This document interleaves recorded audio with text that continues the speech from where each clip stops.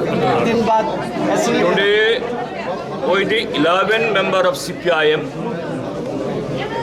we have taken the oath and pledged in the name of the Constitution to protect the right of the people of the state of Tripura that we shall uphold in next 5 years to come.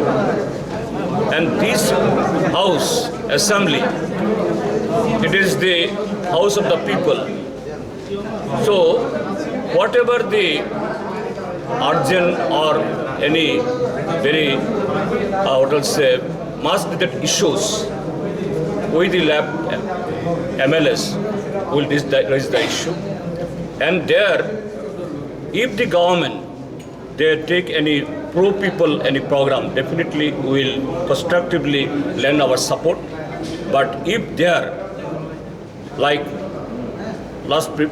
previous 5 years, there are any incident of encroaching the right of the people, that will raise our voice against that. And for the integrity, for the development, peace and tranquility, with the 11 members of this state, CPIM, together, along with the other like-minded democratic and secular forces, in all issues, we'll try to impress the government.